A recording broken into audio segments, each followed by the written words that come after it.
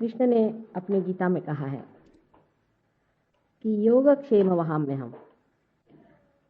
इसका मतलब है पहले योग, पहले वो क्षेम कहते, पहले उन्होंने योग कहा, उसके बाद क्षेम कहा। क्षेम का मतलब होता है आपका वेलबीइंग, आपका लक्ष्मी तत्व। पर पहले योग होना चाहिए। जब तक योग नहीं होता तब तक परमात्मा से आपसे कोई मतलब नहीं। आपको पहले योग माने परमात्मा से मिलन होना चाहिए। आपके अंदर आत्मा जागृत होनी चाहिए। जब आपके अंदर आत्मा जागृत हो जाती है तब आप परमात्मा के दरबार में असल में जाते हैं। नहीं तो आप रट्टू तोते के जैसे कहा करते हैं, जो कुछ भी बात है बाहर ही रह जाती है। अंदर का आपा जब तक आप जानते नहीं, जब तक आप अपने को पहचानते नहीं, तब तक आप परमात्मा के राज्य में आते नहीं, और इसीलिए आप उसके अधिकारी नहीं हैं जो परमात्मा ने कहा हुआ है। बहुत से लोग परमात्मा को इसका दोष देते हैं कि हम तो इतनी परमात्मा की भक्ति कर रहे हैं, इतनी हम पूजा कर रहे हैं, इतने सर के बल खड़े होते हैं, ये करते हैं, वो करते हैं, भोग चढ़ाते हैं, सुबह से शाम तक रटते बैठते हैं, तो भी हमें परमात्मा क्यों नहीं मिलता। वास्तविकता परमात्मा से बात करने के लिए तक आपका उनसे संबंध होना चाहिए, कनेक्शन होना चाहिए। जब तक आपका योग घटित नहीं होता तब तक क्षेम नहीं हो सकता। क्षेम का मतलब है आपके चारों तरफ से रक्षा, जो लक्ष्मी तत्व हमारे अंदर है वो जागृत हो जाता है। कृष्ण ने सिर्फ ये कहा कि वहाम्यहम्, मैं करूंगा, पर कैसे करूंगा सो नहीं कहा। सो मैं आपसे बताती हूँ वो किस तरह से होता है। जिस वक्त योग घटित होता है तब कुंडलिनी त्रिकोणाकार अस्थि से उठ करके ब्रह्मरंध्र को छेद देती। जब कुंडलिनी की शक्ति ब्रह्मरंध्र को छेदती है तब उसमें ज्योत आ जाती है, क्योंकि आत्मा की ज्योत वो पा लेती, और उस ज्योत के कारण नाभि चक्र में जो लक्ष्मी तत्व है वो जागृत हो जाता है। जैसे ही लक्ष्मी तत्व आप में जागृत हो जाएगा, चारों तरफ से आप देखिएगा आपकी खुशहाली रहेगी। कोई आदमी रईस हो जाए जिसको हम पैसे वाला कहते हैं, वो जरूरी नहीं कि वो खुशहाल है। अधिकतर पैसे वाले लोग महादुखी होते हैं। जितना पैसा होगा उतने ही वो गधे होते हैं, उतने उनके घर के अंदर गंदगी आती, शराब, दुनिया भर की चीज, मक्कारीपन, झूठापन, हर तरह की चीज उनके अंदर रहती है। हर समय डर भय कि अभी गवर्नमेंट आके पकड़ती है, कि खाती है, कि हमारा पैसा जाता है, कि ये होता है वो होता है। तो जो बहुत रईस लोग हैं वो भी कोई लक्ष्मीपति नहीं, क्योंकि उनके अंदर लक्ष्मी का तत्व नहीं जागृत हुआ है। सिर्फ पैसा कमा लिया, पैसा उनके लिए मिट्टी जैसा है, उससे कोई उनको सुख नहीं है। लक्ष्मी का तत्व समझना चाहिए। मैंने पिछली मर्तबा बताया था कि लक्ष्मी कैसी बनाई हुई है। उसके हाथ में 2 कमल है जो गुलाबी रंग के हैं, और एक हाथ से वो दान करती है और एक हाथ से आश्रय देती है। गुलाबी रंग का द्योतक होता है प्रेम। जिस मनुष्य के हृदय में प्रेम नहीं है वो लक्ष्मीपति नहीं हो सकता। उसका घर ऐसा होना चाहिए जैसे कमल का फूल होता है।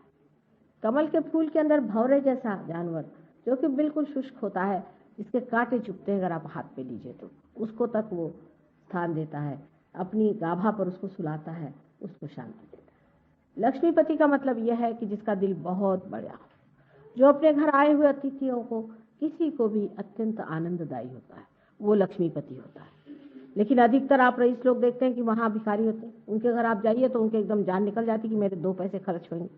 जिस आदमी को हर समय ये फिक्र लगी रहती है कि मेरे आज 4 पैसे यहाँ खर्च हो रहे हैं, 2 पैसे वहां खर्च हो रहे हैं, इसको जोड़ के रखो, उसको कहाँ बचाऊं, इसको क्या काटूं, वो आदमी लक्ष्मीपति नहीं। कंजूस आदमी लक्ष्मीपति नहीं हो सकता। जो कंजूस है वो कंजूस है, वो लक्ष्मीपति नहीं है। कंजूस आदमी दरिद्री होता है, महादरिद्री होता है, उसमें कोई बादशाहत नहीं होती। जिस आदमी की तबीयत में बादशाहत नहीं होती उसको लक्ष्मीपति नहीं कहना चाहिए। जो आदमी बादशाही होता है वो चाहे गरीबी में रहे चाहे अमीरी में रहे, वो बादशाह होता है। वो बादशाह के जैसा रहता है। छोटी छोटी चीज के पीछे में, 2-2 पैसे के पीछे में, 2-2 कौड़ी के पीछे में, इसके पीछे में, उसके पीछे में परेशान होने वाला लक्ष्मीपति नहीं हो सकता। उसीलिए लक्ष्मी तत्व फिर जागरूक नहीं होता, इसलिए नाभि चक्र की बड़ी जोर की पकड़ हो जाती है। मटेरियलिज्म आ जाता है उस आदमी के अंदर, जड़वादी हो जाता है। छोटी छोटी चीज का उसको बड़ा ख्याल, ये मेरा, ये मेरा, ये मेरा बेटा, ये मेरा फलाना, ये ढिकाना, ये सारी चीज जिस आदमी में आ गई वो लक्ष्मीपति नहीं। इसकी चीज मारूं कि उसकी चीज मारूं कि ये लूं कि वो लूं कि सब मेरे लिए होना चाहिए। इस तरह से जो आदमी सोचता है वो भी लक्ष्मीपति नहीं।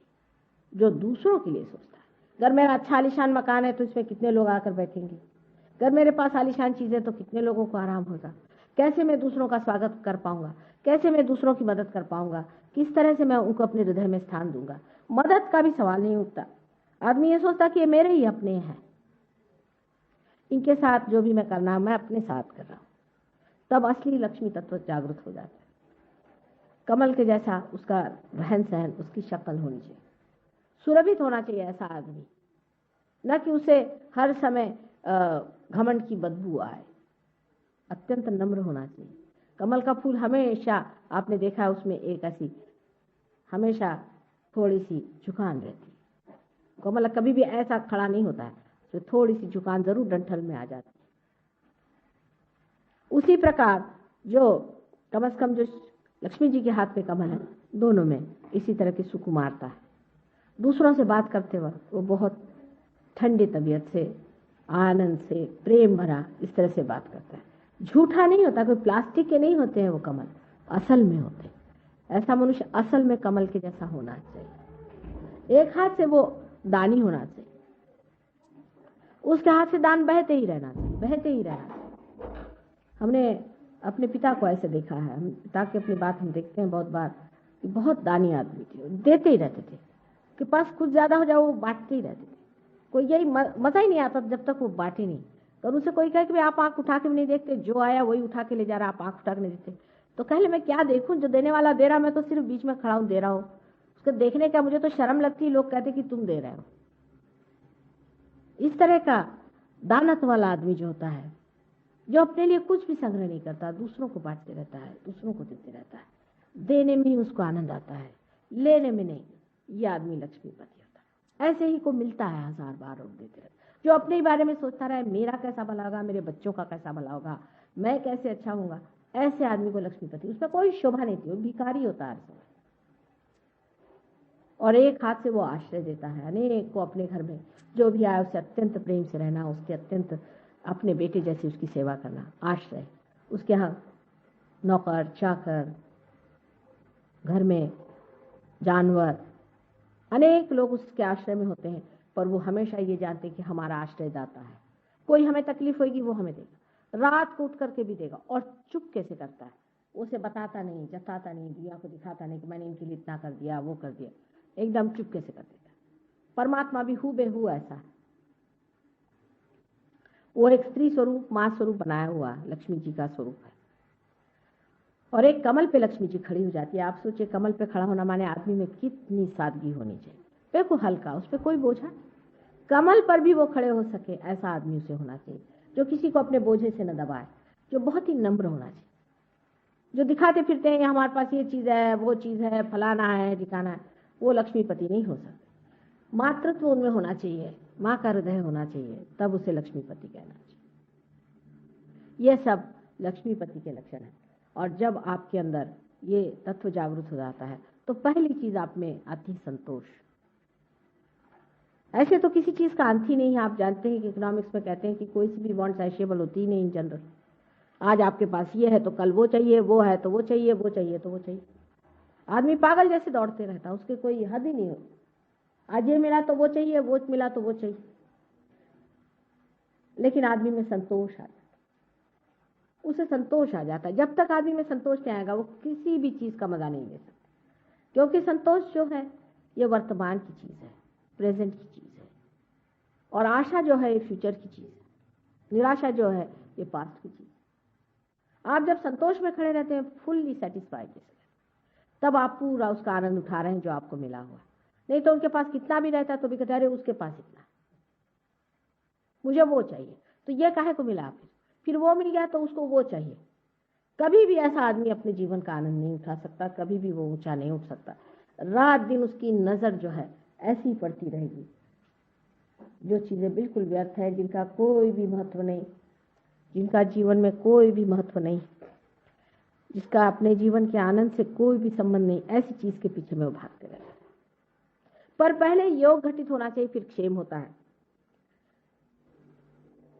हमारे सहयोग में यहाँ पर भी अनेक से लोग आए हुए हैं जो कि हमारे साथ सहयोग में रहे और जिन्होंने पाया और इसमें प्रगति की है। उनकी सबकी फाइनेंशियल प्रगति होगी, सबकी A to Z।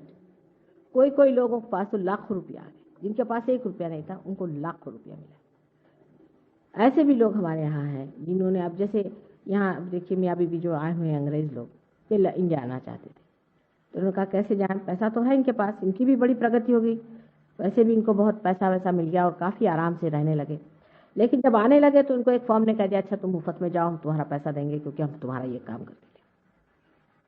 छोटी छोटी चीज़ में परमात्मा मदद करता है और आप इतना रुपया आपके पास बच जाता है कि आपको समझ नहीं आता कि क्या करें। इन लोग पहले ड्रग्स लेते थे, शराब लेते थे और दुनिया भर की चीज़ें करते थे, उसमें बहुत रुपया निकल जाता था।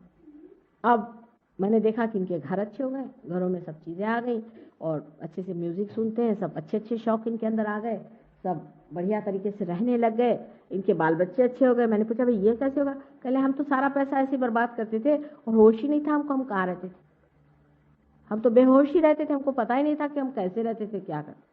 इसीलिए जो गुरुजन हो गए उन्होंने शराब और ऐसी चीज़ों को एकदम मना किया।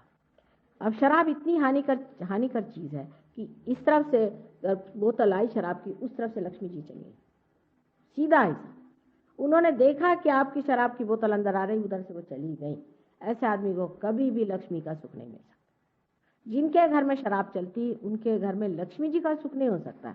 हाँ, उनके यहाँ पैसा होगा, लड़के रुपया उड़ाएंगे, बीवी भाग जाएगी, कुछ ना कुछ गड़बड़ हो जाएगा, बच्चे भाग जाएंगे, कुछ ना कुछ तमाशे हो जाएंगे।